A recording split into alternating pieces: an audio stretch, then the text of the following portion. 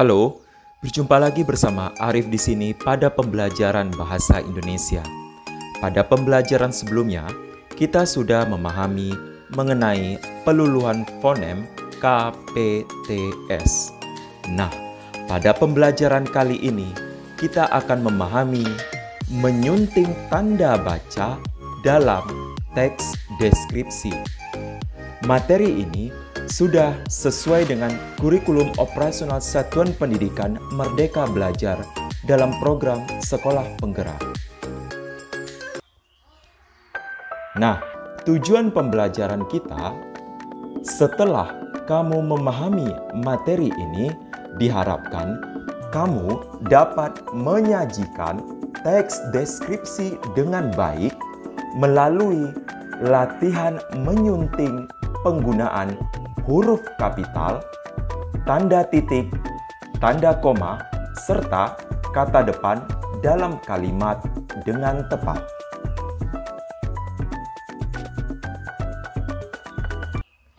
Sekarang, mari kita lihat aturan penggunaan huruf kapital.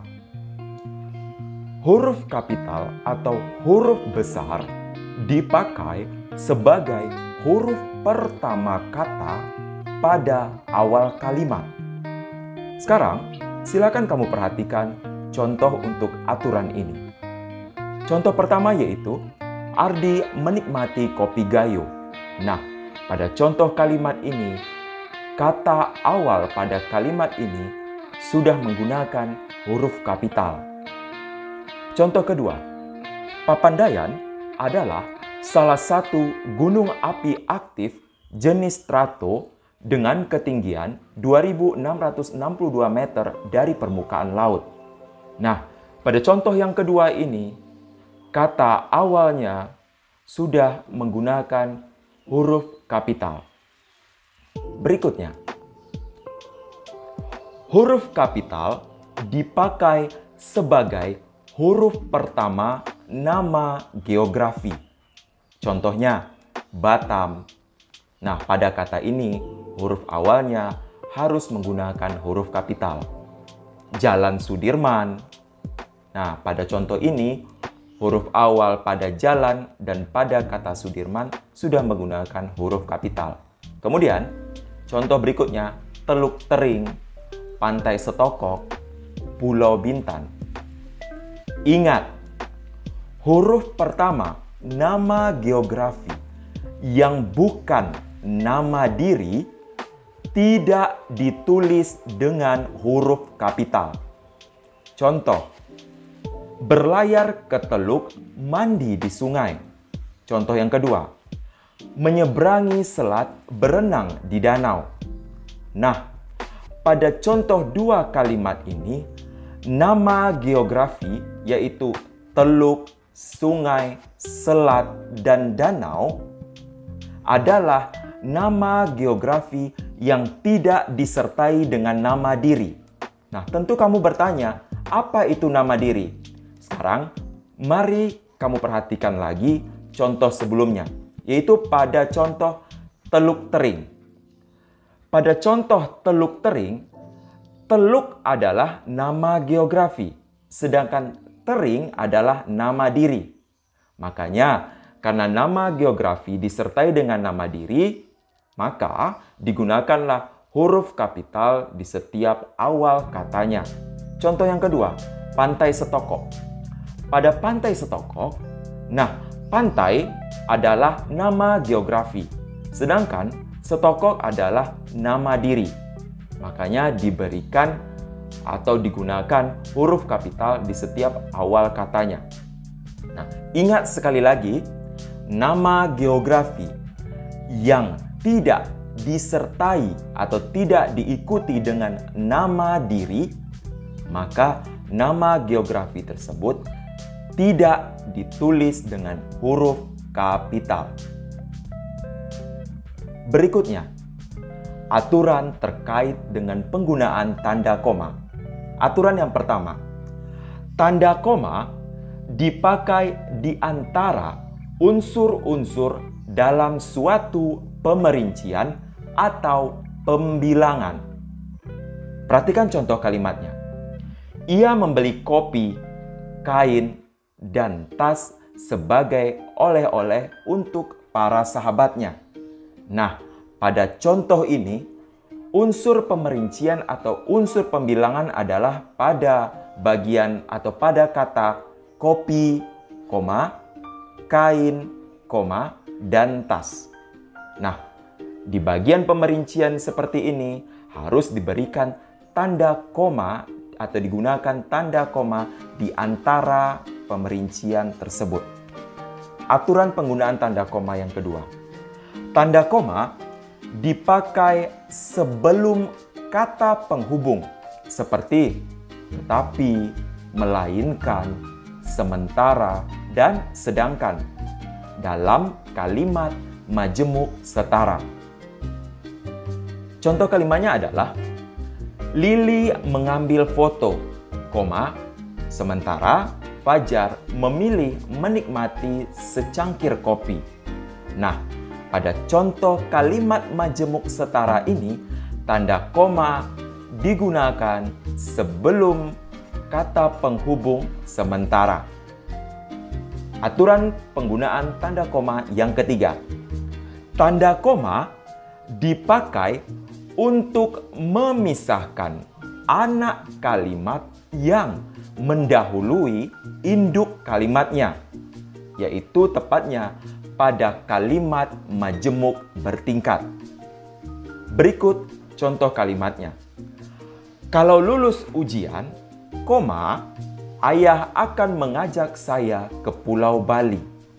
Nah, tanda koma pada contoh kalimat ini digunakan setelah anak kalimat, yaitu kalau lulus ujian. Kemudian induk kalimatnya adalah ayah akan mengajak saya ke Pulau Bali. Nah, jika anak kalimat mendahului induk kalimat, maka diberikan tanda koma setelah anak kalimat tersebut. Nah, jika kamu ingin lebih memahami secara mendalam terkait kalimat majemuk, maka silakan kamu pahami pada video saya yang bertopik atau bertema dan membahas tentang kalimat majemuk, yaitu kalimat majemuk setara dan kalimat majemuk bertingkat. Berikutnya, aturan selanjutnya yaitu tanda koma dipakai di belakang kata atau ungkapan penghubung antar kalimat. Seperti, oleh karena itu, jadi, dengan demikian, sehubungan dengan itu, dan meskipun demikian. Nah, tanda koma dipakai di belakang kata atau ungkapan penghubung ini. Contohnya yaitu, Gunung Papandayan telah meletus beberapa kali. Meskipun demikian, kawah hasil letusan dan hutan mati menjadi daya tarik wisata ini. Nah, seperti yang kamu lihat, tanda koma digunakan di belakang kata penghubung meskipun demikian. Aturan selanjutnya, tanda koma dipakai sebelum dan atau sesudah kata seru seperti oh ya, wah, aduh, hai. Nah, berikutnya, tanda koma juga dipakai sebelum dan atau sesudah kata sebagai sapaan seperti bu, dik, atau nak. Nah, sekarang silakan kamu perhatikan contoh kalimatnya. Wah, indah sekali pemandangan di Patan Terong. Kamu setuju kan? Nak. Nah, seperti yang kamu lihat pada contoh ini, setelah ungkapan seru atau kata seru, wah, ada digunakan tanda koma. Kemudian sebelum sapaan nak juga digunakan tanda koma. Berikutnya, Penggunaan kata depan. Kata depan seperti di, ke, dan dari ditulis terpisah dari kata yang mengikutinya. Nah, tentu kamu bertanya, kata mengikutinya apa? Nah, kata yang mengikutinya yaitu berupa kata keterangan waktu dan kata keterangan tempat. Jadi, jika kata depan yaitu di, ke, dan dari diikuti oleh keterangan tempat dan keterangan waktu, maka ditulis terpisah. Perhatikan contoh berikut. Di mana toko kopi Jawa? Nah, pada contoh kalimat ini, di mana harus dipisah karena kata mana merupakan keterangan tempat. Contoh yang kedua, dia ikut berlibur ke Yogyakarta. Nah, setelah kata depan ke, ada keterangan tempat yaitu Yogyakarta, makanya ditulis dipisah. Contoh yang ketiga, ia berasal dari kota musik. Nah, setelah kata depan dari, ada keterangan tempat yaitu kota musik. Selanjutnya, aku berjalan di pagi hari. Nah, pada contoh ini, setelah kata depan di, ada keterangan waktu yaitu pagi hari, makanya ditulis dipisah. Berikutnya, nah sekarang setelah kita mempelajari terkait dengan aturan penggunaan tanda titik, tanda koma, dan kata depan, kamu harus mengeksplorasi diri kamu terkait pemahaman untuk materi yang sudah kita pelajari tadi. Sekarang, kalian akan berlatih menyunting teks yang berjudul Berkunjung ke Negeri di Atas Awan. Cermatilah penggunaan huruf kapital dan tanda koma pada teks tersebut.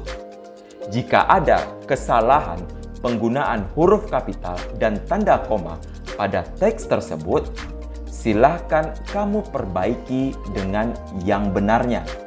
Selanjutnya, lengkapi teks tersebut, yaitu tepatnya pada bagian yang rumpang atau bagian yang dikosongkan di dalam setiap kalimat dalam teks tersebut dengan kata depan yang tepat sesuai dengan yang kita pelajari tadi.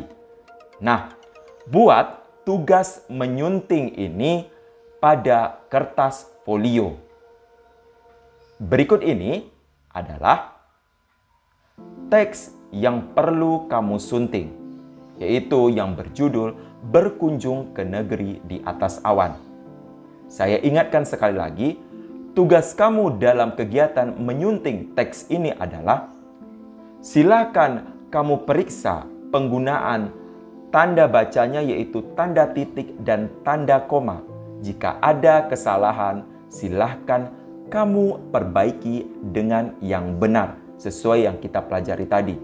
Kemudian, lengkapi bagian yang rumpang atau bagian yang dikosongkan pada setiap kalimat di dalam teks ini dengan kata depan yang tepat. Nah,